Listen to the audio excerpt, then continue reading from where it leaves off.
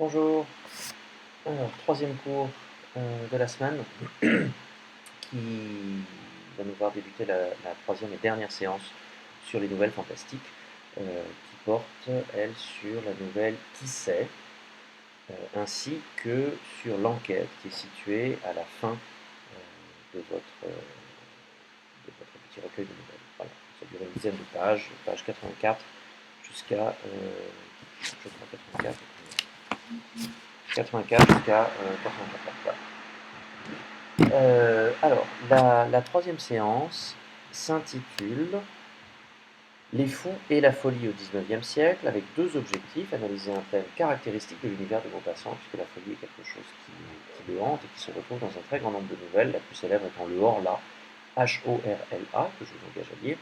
Et second objectif, acquérir des connaissances historiques et culturelles. On va travailler sur la nouvelle dans un premier temps, avec peu de grammaire, ne vous inquiétez pas cette fois-ci, et deux grands points relativement simples et rapides.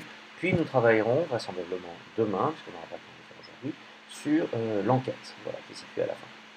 Alors, je vous projette tout de suite le titre, le titre de la séance, les objectifs, ainsi que le titre du petit 1, le petit a, pour que l'on puisse immédiatement commencer.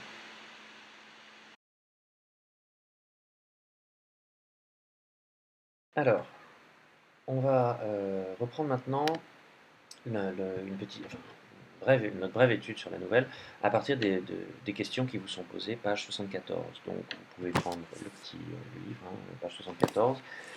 Et la première série de questions euh, concerne la confusion du narrateur. Alors, on vous demande de compléter une phrase qui est tirée du livre, donc c'est extrêmement compliqué, avec deux termes, et on vous demande de quoi pourrait souffrir le narrateur, selon lui, s'il n'avait pas la certitude que les faits se sont réellement produits. Alors, euh, on peut trouver deux mots, on peut recopier les deux mots qui sont proposés, à savoir halluciner et vision, d'accord. Je me croirais un simple halluciné, et le jouet d'une étrange vision. On peut même aller un petit peu plus loin en fait que ces deux mots, et ce sont les deux autres que je vais vous proposer.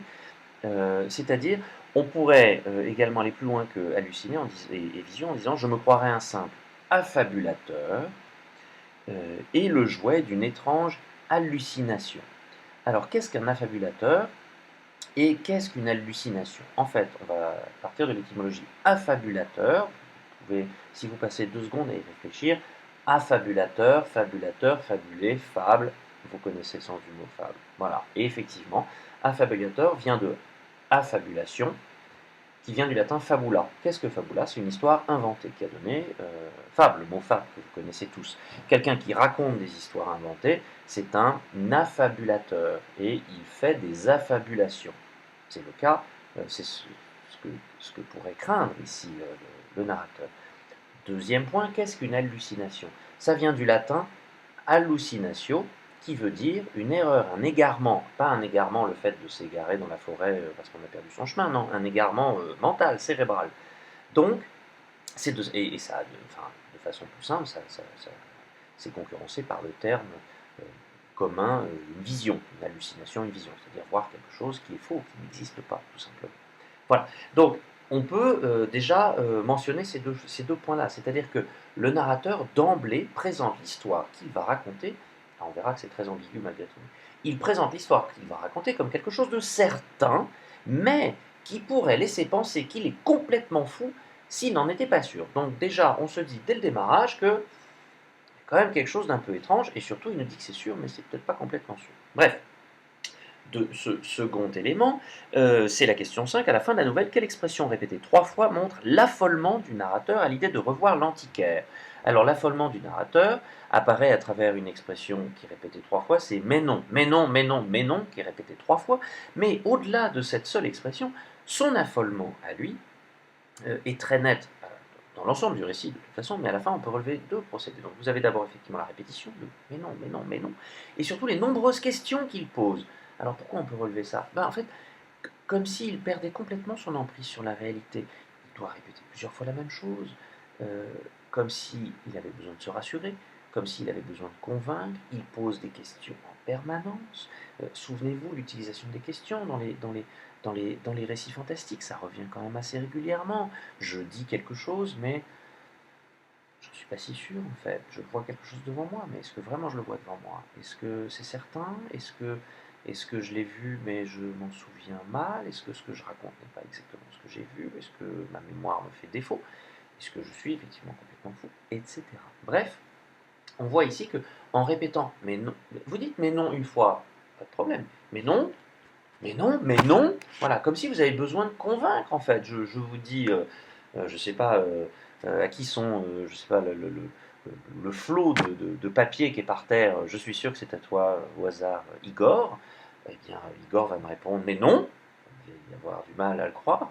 Et donc il va répéter mais non, mais non, mais non, comme si effectivement c'était enfin il avait besoin de me convaincre. C'est effectivement le cas. Donc vous avez ce premier point, mais ça fonctionne aussi avec d'autres. Nicolas qui va sur ses châteaux hantés, dans ses maisons hantées, après être allé à l'école bulgare le jeudi soir, mais c'est une vraie école hantée. Bref. Voilà pour la partie concernant la confusion du narrateur. Je vous projette immédiatement le petit A et on passe ensuite au petit B.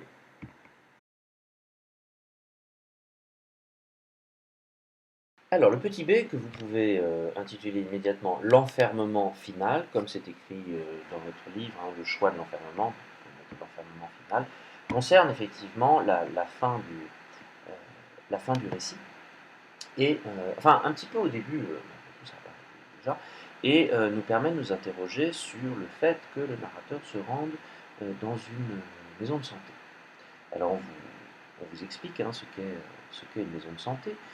C'est ce qu'on appellera maintenant de façon un petit peu plus vulgaire, un asile, un hôpital psychiatrique, en tout cas, effectivement, un établissement qui est destiné à accueillir les personnes malades, enfin, en tout cas, atteintes de troubles mentaux. D'accord? Rien à voir avec une clinique privée traditionnelle ou un hôpital public traditionnel. Bref. Et là, ce qu'il est intéressant de noter, c'est euh, la manière dont le narrateur ne cesse de nous dire que ce qu'il a vu est une réalité, qu'il ne s'est pas trompé, que c'est vrai. C'est ce qu'il dit au départ. Hein. Le début de la nouvelle, j'en suis certain, ça est très sûr. Donc il est absolument sûr de lui, mais dans le même temps, il se rend volontairement dans une maison de santé, il va parler à un médecin, comme si, justement, il craignait qu'on ne le prenne pour un fou. Mais est-ce que vous, ce serait votre réaction? C'est-à-dire que vous assistez à un événement relativement étonnant. Alors, ça peut être les meubles de votre maison qui passent sous le nez et qui partent quasiment en courant, si j'ose dire. Euh, à qui vous allez d'abord en parler si vous êtes sûr de vous, absolument certain de ce que vous avez vu? Est-ce que vous en parlez à un ami ou est-ce que vous allez directement voir un psychiatre? Ici, ce qui est étonnant, c'est que justement, il ne raconte pas son histoire à un ami, mais à un médecin. Donc, est-ce qu'il est si sûr de lui? Dans le même temps, il continue à dire qu'il est sûr de lui. Donc, vous voyez, on est bien dans euh, l'hésitation fantastique. C'est-à-dire, je n'ai pas eu de vision, je ne suis pas fou, mais quand même, par prudence, je vais aller voir, je vais me rendre dans une maison de santé, je vais aller voir un psychiatre, parce que même si je ne suis pas fou, est-ce que vraiment je ne suis pas fou? Mais d'un autre côté, je suis sûr de ne pas être fou, puisque je l'ai vu, de mes yeux vus, ce qu'on appelle vu. Je suis sûr de moi. D'ailleurs, les gens que j'ai croisés, personne n'a mis en doute ma parole. Donc j'ai raison. Mais je vais quand même dans un hôpital psychiatrique. Donc vous voyez, et au final, vous, lecteur, qu'est-ce que vous pouvez en penser? Donc effectivement, on voit bien que cet enfermement final est le signe pour le lecteur qu'après tout, ce qu'on vous a raconté, c'est bien une histoire fantastique, puisque on n'est pas sûr, en fait. D'accord? Et vous pouvez regarder qu'en réalité, reprenez le premier paragraphe de la nouvelle, et là c'est assez significatif. lignes 2 et 3. Donc le pourrais-je, l'oserais-je, cela est si bizarre, si inexplicable, si incompréhensible, si fou. Vous avez vu ici 4 adjectifs qui suivent. Et dans ces 4 adjectifs, on peut relever 3 figures de style au moins. On a, j'allais dire évidemment, puisque vous les avez repérées, l'anaphore, si, si, si, si. C'est-à-dire la répétition de la même structure en début de phrase, de proposition, de groupe nominal, et ainsi de suite. On a l'accumulation, cette espèce d'énumération, si vous voulez. Je vais acheter des pommes, virgule, des poires, virgule, des radis, virgule, des carottes, etc. Et on a, en plus de cela, beaucoup plus important, une gradation. C'est-à-dire qu'on est passé de quelque chose de bizarre à inexplicable, inexplicable à incompréhensible. C'est pas du tout la même chose. C'est-à-dire que si vous dites de quelque chose que c'est inexplicable, c'est un degré en dessous que de dire que c'est incompréhensible. Donc vous voyez, bizarre, inexplicable, incompréhensible, fou. C'est-à-dire que on est bien dans une amplification, on est bien ici dans une gradation. Que vous dit ici le narrateur? En mentionnant, le fait même de mentionner le mot fou indique qu'en fait, il affirme ne pas être fou, tout en laissant quand même sous-entendre qu'il l'est peut-être un peu. D'accord? C'est si bizarre, si inexplicable, si incompréhensible, si fou, avec, effectivement, on pourrait bien sur le jeu syllabique, bizarre, deux syllabes, inexplicable, incompréhensible, et à la fin, une seule syllabe, fou, qui tombe comme ça, comme un coup de massue. Donc vous voyez qu'on est très clairement dans cette hésitation propre au fantastique. Et vous voyez ici qu'on est face à une thématique qu'on n'a pas encore vue dans les autres nouvelles, qui est véritablement celle de la folie, absolument capitale pour un auteur comme Maupassant. Et on passera dès demain à la partie sur l'enquête. Je vous montre le cours.